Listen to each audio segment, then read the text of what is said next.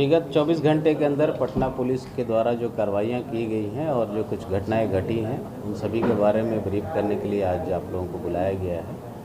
कल रात्रि में वाहन चेकिंग के दौरान अटल पथ पर एक घटना घटित हुई जिसमें हमारे 3 पुलिस के जवान घायल हुए थे। एक सब इंस्पेक्टर दीपक, एक एएसआई अवधेश और एक महिला सिपाही कोमल कुमारी। इलाज के क्रम में महिला सिपाही कोमल कुमारी का देहांत हो गया, वो शहीद हो गई और एक और व्यक्ति थे जो घायल हुए हैं। उस घटना में एक मर्डर का केस दर्ज करके अग्रिम अनुसंधान किया जा रहा है 4 लोगों के विरुद्ध। 2 व्यक्ति कल गिरफ्तार कर लिए गए थे उसमें, और जो चालक, गाड़ी के चालक और ओनर है निखिल राज, उसकी भी गिरफ्तारी उसमें हुई है। उसके साथ एक और व्यक्ति की गिरफ्तारी हुई है। 2 लोग और उसमें शेष हैं, राजा कुमार और कुलदीप कुमार, जिनके लिए छापेमारी हम लोग कर रहे हैं। उसमें जो विधि सम्मत कार्रवाई हम लोग कर रहे हैं। शहीद को उचित सम्मान आज पुलिस केंद्र में पुलिस महानिरीक्षक महोदया के द्वारा भी दिया गया, और जो भी उनके परिवार के सदस्यों के लिए पुलिस को करना है, हम लोग उनके साथ हैं इस घड़ी में, और उसके लिए हम लोग सभी कार्रवाइयाँ कर रहे हैं। इसके अतिरिक्त परसा बाज़ार में कल रात्रि में एक मर्डर का केस रिपोर्ट हुआ है। इसमें एक बर्थडे पार्टी के दौरान आपसी विवाद में गोली चलाकर एक व्यक्ति की हत्या की गई, सन्नी कुमार की। अभी जो अनुसंधान अभी तक हो पाया है उसमें 4 लोगों पे प्राथमिकी दर्ज की गई है मर्डर की, और जो मृतक है वो उनके विरुद्ध 5 केस पहले से हैं। पॉक्सो, आर्म्स एक्ट और मारपीट के केसेस उस पर दर्ज हैं पहले से। जो अभियुक्त बनाए गए हैं उन पर भी केसेस हैं पहले से। तो प्रथम दृष्टया लगता है कि पार्टी के दौरान कुछ आपस में बहसा-बहसी हुई है जिसमें ये घटना कारित की गई है। अब इसके अलावा जो पटना पुलिस के द्वारा कुछ कार्रवाइयाँ की गई हैं विगत 24 घंटे में, वो आप लोगों के साथ शेयर करना चाहेंगे।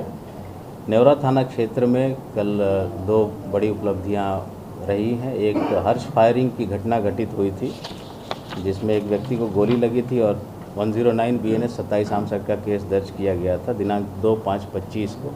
उसमें अभियुक्त, नामजद अभियुक्त छोटन राम, इनकी गिरफ्तारी हुई, और पूछताछ के बाद इसके पास से देसी कट्टा और गोली भी बरामद हुई है, जिस पर अलग से प्राथमिकी दर्ज करके अनुसंधान किया जा रहा है।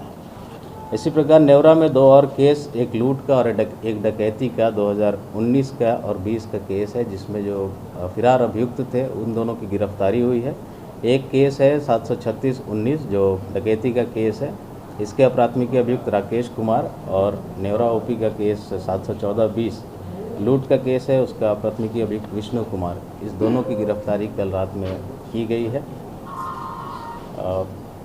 पाटलिपुत्र थाना केस में मैनपुरा में एक मर्डर का केस हुआ था परसों रात को। उसमें 2 लोगों पे प्राथमिकी दर्ज की गई थी, और उसमें जो नामजद अभियुक्त हैं ईशु कुमार, उसके विरुद्ध कल छापेमारी की गई थी। बेटा थाना क्षेत्र से उसकी गिरफ्तारी की गई।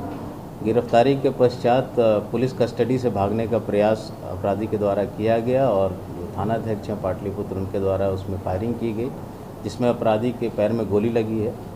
उसको इलाज के लिए तुरंत ही नज़दीकी अस्पताल ले जाया गया, वहाँ से बेटर इलाज के लिए उसको रेफ़र किया गया है।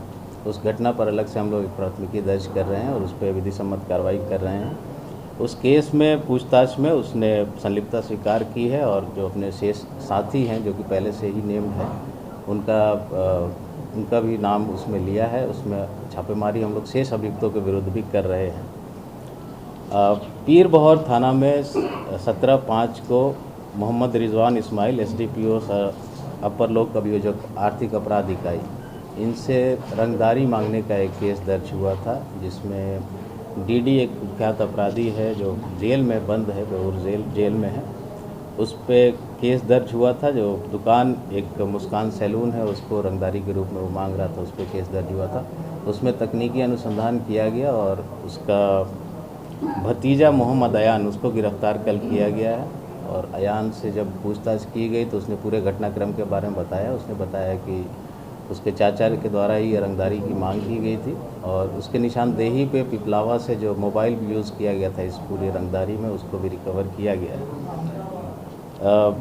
DD के जेल स्थानांतरण प्रशासनिक दृष्टिकोण से और बाकी CCA 12 का प्रस्ताव भी हम लोग आगे समर्पित करेंगे, ताकि वो लंबे अवधि तक जेल में ही रहें। और हम लोग कोशिश करेंगे कि इस केस में भी स्पीडी ट्रायल जल्द से जल्द करा के जो एविडेंस है वो कलेक्ट करें, और स्पीडी ट्रायल कराकर उसको सज़ा दिला सकें। विक्रम थाना में एक डबल मर्डर का केस रिपोर्ट हुआ था, उसमें 4 लोगों के विरुद्ध एफआईआर दर्ज किया गया था। उस केस में छापेमारी सभी अभियुक्तों के विरुद्ध, नामजद अभियुक्तों के विरुद्ध चल रही है और अनुसंधान के क्रम में एक लाइनर का पता चला था, उसकी गिरफ्तारी कल की गई है सुजीत कुमार की। और उस लाइनर ने पूरे घटनाक्रम को बताया कैसे कैसे मर्डर किया गया। जो पुलिस का पहला एंगल था अनुसंधान का कि पूर्व की दुश्मनी, जो चौकीदार हैं धर्मेंद्र पासवान, उनकी हत्या की गई थी और उसी का बदला लेने के लिए ये घटना कारित कराई गई है। तो यही बात अभी भी अनुसंधान में प्रकाश में आई है। नामजद अभियुक्तों जो हैं शेष बचे हुए इस केस में, उनके विरुद्ध हम लोग छापेमारी कर रहे हैं। जल्द से जल्द उनकी भी गिरफ्तारी हम लोग सुनिश्चित करेंगे।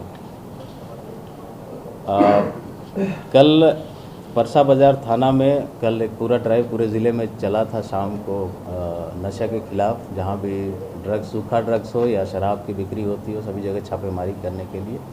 और उसी छापेमारी के क्रम में परसा बाज़ार थाना क्षेत्र में एक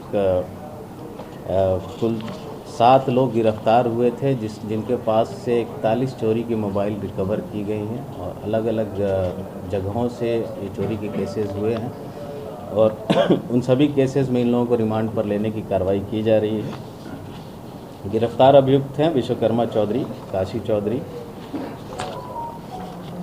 और उनका डिटेल 5 महिलाएं हैं, उनका डिटेल आप लोगों के साथ शेयर कर दिया जाएगा। शास्त्री नगर थाना में एक 2011 का मर्डर का केस था। इसमें एक अभियुक्त गिरधारी सिंह उर्फ राजीव रंजन, वो फिरार चल रहे थे काफ़ी दिनों से और उस थाना के टॉप वांटेड लिस्ट में थे। उसके विरुद्ध करीब 3 दर्जन केसेस हैं गंभीर धाराओं के, मर्डर के, एक्सटॉर्शन के, किडनैपिंग फॉर रैंसम के। एसटीएफ के सहयोग से इसकी गिरफ्तारी की गई है कल और इनको आज न्यायिक हिरासत में भेजा जा रहा है। और इसके अतिरिक्त कोतवाली थाना अंतर्गत 24 घंटे के अंदर एक चोरी की बाइक रिकवर की गई है। थानाध्यक्ष के द्वारा आप लोगों को इसकी सूचना दी भी गई है। इसमें रोशन कुमार की गिरफ्तारी हुई है और मोहम्मद गोल्डन की, और जो चोरी की गई अपाची मोटरसाइकिल है उसकी रिकवरी कर ली गई है। तो ये कुछ घटनाएं घटित हुई हैं विगत 24 घंटे के अंदर और पटना पुलिस के द्वारा जो कार्रवाइयाँ की गई हैं उसकी जानकारी थी। इसके अलावा कल भी हमने अपने प्रेस विज्ञप्ति में कहा था, बाइट में कहा था कि जो जेल से छूटे हुए अपराधी हैं, बेल्ड आउट हैं, उनके विरुद्ध एक संपर्क अभियान कह लीजिए, वेरिफिकेशन ड्राइव कह लीजिए, वो हम लोग चला रहे हैं और लगातार 2 दिन से ये ड्राइव चल रहा है और आगे भी ये चलेगा जब तक कि सभी का वेरिफिकेशन नहीं हो जाता। और ये रिपीट फिर चलता रहेगा। एक बार सबका हो जाएगा वेरिफिकेशन तो फिर ये रिपीट चलेगा साइकिल। तो इस क्रम में कल भी कई जगहों पे किया गया वेरिफिकेशन। बहुत सारे जो लोग हैं जेल से छूटे हुए, बेल आउट हैं, घर पर नहीं पाए गए हैं। सभी के परिवारजनों को कहा गया है कि वो थाना पर आकर संपर्क कर लें थानाध्यक्ष से। और जो केसेस में वांटेड हैं पहले से, उनके विरुद्ध हमारी छापेमारी चल रही है। विशेष टीम्स का गठन किया गया है सभी एसपी के द्वारा और अगर गिरफ्तारी नहीं हो पाती है तो जल्द से जल्द हम लोग जो जघन्य अपराध हैं उसमें कुर्की जब्ती की कार्रवाई करेंगे। सर, जेलों में मोबाइल का उपयोग डीडी वाले मामले में हुआ, तो क्या जेलों में छापेमारी चलेगी या फिर? जी, जेल में छापेमारी समय समय पे चल रही है और जो जेल सुपरिटेंडेंट है उनसे लगातार संपर्क में रहते हैं हम लोग। इसकी भी सूचना उनको दी गई थी। छापेमारी वो लोग अपने स्तर से भी कर रहे हैं और हम लोग बाहर से भी औचक छापेमारी करेंगे। समय समय पर होता रहता है, हम लोग फिर से करेंगे। सर, ये कल जो दुर्घटना हुई है, हादसा हुआ है, उसमें जो 4 लड़के हैं, इनका बैकग्राउंड क्या है? डिटेल हम लोग पता कर रहे हैं। जो ड्राइवर है जिसकी गाड़ी है निखिल राज, उसके पिता लैंड ब्रोकरेज का काम करते हैं, जो अभी हम लोग को पता चला है, ज़मीन खरीद बिक्री का काम करते हैं। बाकी लोगों के बारे में भी डिटेल हम लोग निकाल रहे हैं। गाड़ी किसके नाम से? निखिल राज के ही नाम से। सर, ये क्या सभी शराब के नशे में थे जिस तरह से? नहीं, नशे की पुष्टि तो नहीं हुई है अभी। कहाँ से आ रहे थे सर आदमी लोग? और डिटेल अभी उन लोग से पूछताछ कर रहे हैं हम लोग, कहाँ से आ रहे थे।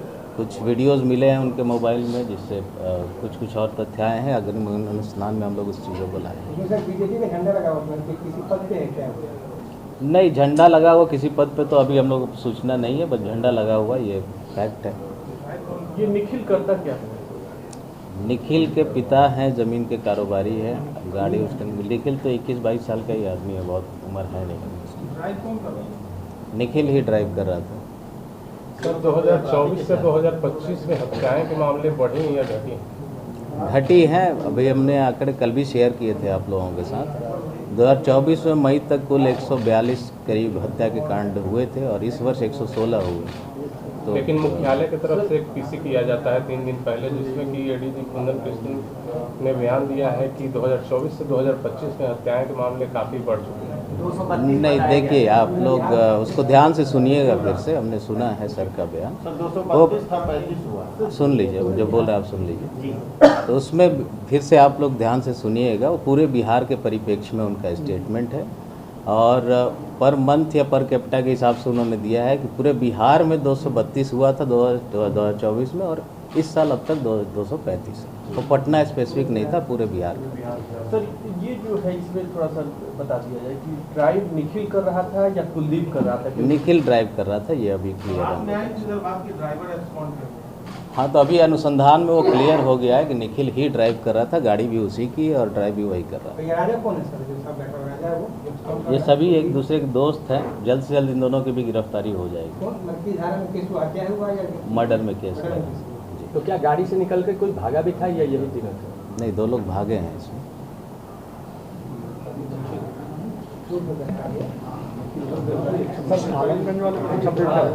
नहीं, अभी होगा बताइए। निखिल राज और एक वेद प्रकाश है, अंकित कुमार और वेद प्रकाश। अंकित कुमार। अच्छा, ये कुंदन भी था क्या? कुलदीप का नाम कुंदन? कुलदीप पटेल है या कुमार है, वो वेरीफाई करें। कुलदीप नाम है उसका।